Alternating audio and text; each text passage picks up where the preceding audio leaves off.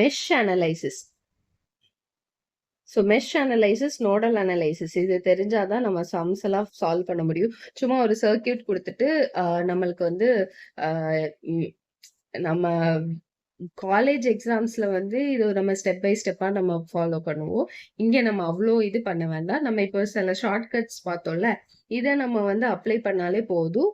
Mesh அனலைசிஸ்க்கும் சரி, nodal அனலைசிஸ்க்கும் answer வந்துடும். ஆனா இதுல நீங்க மெஷ் தான் இதுக்கு அப்ளை பண்ணணும், நோடல் தான் அப்ளை பண்ணணும்னு எந்த ஒரு இதுவும் இல்ல. ரெண்டையும் நீங்க தெரிஞ்சுக்கோங்க. உங்களுக்கு எது ஈஸியா இருக்குதோ அதே நீங்க அப்ளை பண்ணலாம். ஏன்னா அங்க கொஸ்டின்ஸ்ல வந்து ஒரு சர்க்கியூட் கொடுத்து இதோட கரண்ட் கண்டுபிடிங்க, வோல்டேஜ் கண்டுபிடிங்க, ஈக்குவலன்ட் ரெசிஸ்டன்ஸ் கண்டுபிடிங்க, இதுதான் சொல்ல போறாங்க. ஓகே, இந்த மெஷ் அனலைசிஸ் ஃபாலோ பண்ணுங்க, நோடல் அனலைசிஸ் அப்படிலாம் சொல்ல மாட்டாங்க. ஸோ நீங்க ரெண்டையும் தெரிஞ்சுக்கோங்க. சில இதுல மெஷ் அப்ளை பண்றது கொஞ்சம் கஷ்டமா இருந்துச்சுன்னா நோடல் அப்ளை பண்ணிக்கோங்க. நோடல் அப்ளை பண்றது கஷ்டமா இருந்துச்சுன்னா மெஷ் அப்ளை பண்ணிக்கோங்க. ஓகே, ஸோ மெஷ் அனலைசிஸ் அப்படின்னா Kirchhoff's voltage law plus Ohm's law, இதை தான் நம்ம இதில் அப்ளை பண்ணுவோம். ஸோ இதோட எண்ட் ரிசல்ட் என்னன்னா மெஷ் கரண்ட். நோடல் அனலைசிஸ்ல ஸோ மெஷ் அனலைசிஸ் நம்ம சம் சால்வ் பண்ணும்போது பார்த்துக்கலாம். நோடல் அனலைசிஸ்ல Kirchhoff's current law plus Ohm's law, இதோட எண்ட் ரிசல்ட் வந்து node voltage. Okay, so nodal அனலைசிஸ்க்கு மட்டும் சில ஷார்ட்கட்ஸ் பார்த்துக்கலாம்.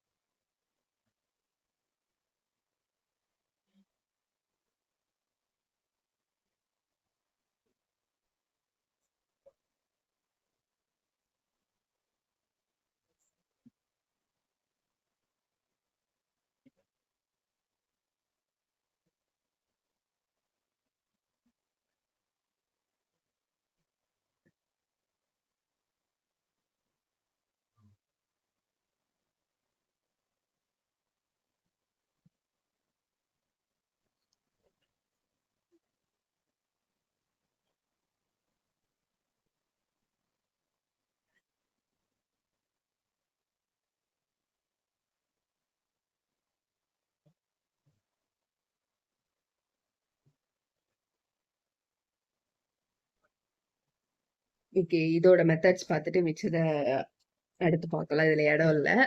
ஓகே, இப்போ வந்துட்டு நம்ம நோடல் அனலைசிஸோட எண்ட் ரிசல்ட் வந்து நோடு வோல்டேஜ். ஆனா நம்ம அப்ளை பண்றது என்னது கேசிஎல். ஓகே, ஸோ நம்ம கேசிஎல் அப்ளை பண்றோம். அப்போ current is equal to V by R. இதுல வந்து எப்படி ஃபாலோ பண்ணணும்னா, கரண்ட் இப்படி ஃப்ளோ ஆகுதுன்னா V one minus V two by R. ஆப்போசிட்ல ஃப்ளோ ஆகுதுன்னா V2 minus V1 by R. Okay. இதுல V1 minus V2 divided by R1 plus R2 plus R3. இதுல current is equal to already ஒரு current கொடுத்துருக்காங்க, current source. இது சீரீஸ்னால எல்லாமே ஒரே current தான். ஸோ ஆல்ரெடி 5 ஆம்ஸ் கொடுத்துருக்காங்க. ஆனால் நம்ம இந்த டைரக்ஷன்ல உள்ள கரண்ட் ஃபாலோ பண்ணணும், 5 ஆம்ஸ். சப்போஸ் அவங்க டைரக்ஷன் இப்படி கொடுத்துருந்தாங்கன்னா 5 ஆம்ஸ்னு எழுதிக்கணும். நம்ம ஆப்போசிட் டைரக்ஷன்ல கண்டுபிடிக்கிறனால -5 ஆம்ஸ். ஓகே, இப்போ இதுல I is equal to V1 minus V2. இந்த வோல்டேஜையும் நம்ம இன்க்ளூட் பண்ணணும். ஓகே, ஸோ ஆரோ மார்க் இப்படி என்டர் ஆகுது பாசிட்டிவ்ல அப்படின்னா -V by R. இதே இது நெகட்டிவ்ல என்டர் ஆயிடுச்சுன்னா பிளஸ் போடணும். ஸோ அதுதான் நம்ம அடுத்து பார்க்க போறோம். அடுத்த மாடல் என்னன்னா R V1 V2. ஸோ இது நெகட்டிவ்ல என்டர் ஆகுது. So I is equal to V1 minus V2 plus V by R. Okay, next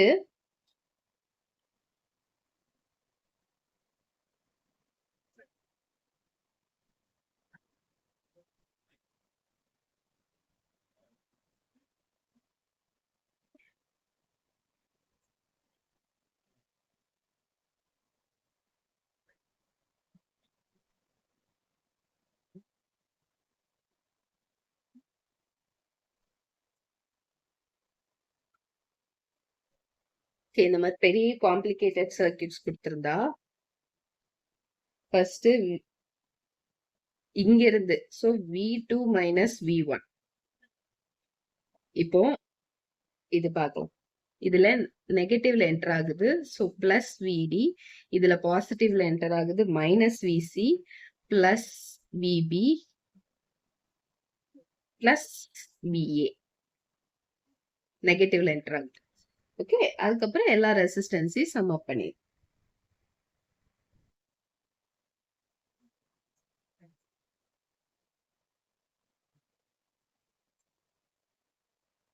சரியா.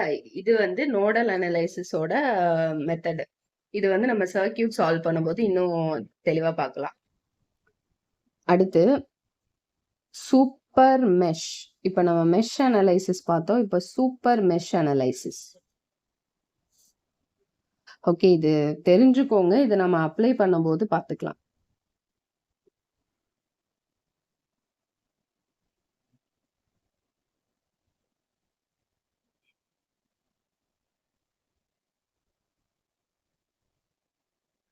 ஸோ இந்த மாதிரி 2 mesh having common current source தான் சூப்பர் மெஷ். இது வந்து சால்வ் பண்ணும்போது இதுக்கு வந்து formula I2 minus I1 equal to I அப்படின்னு கடைசியில் நம்ம இந்த ஃபார்முலா அப்ளை பண்ணணும். அடுத்தது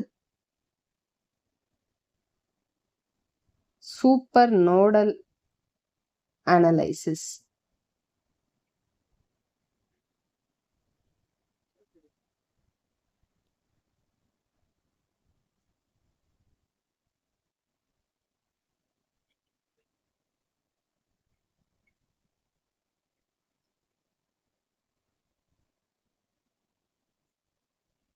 ஸோ இந்த மாதிரி 2 பிரின்சிபல் நோட்ஸ். ஸோ இந்த நம்ம நோடல் அனலைசிஸில் இப்படி நோட்ஸ் பார்த்து தான் நம்ம சால்வ் பண்ணுவோம். 2 பிரின்சிபல் நோட்ஸ்க்கு நடுவில் ஒரு வோல்டேஜ், காமன் வோல்டேஜ் சோர்ஸ் இருந்துச்சுன்னா சால்வ் பண்ணும்போது V1 minus V2 equal to V. இதில் வந்து நம்ம I1 minus I2 equal to Iன்னு போடலாம். நம்ம என்டரிங் கரண்ட் லீவிங் கரண்ட் வச்சு நம்ம ஃபார்முலா எழுதணும். ஸோ அதை நம்ம சால்வ் பண்ணும்போது பார்க்கலாம். ஓகே.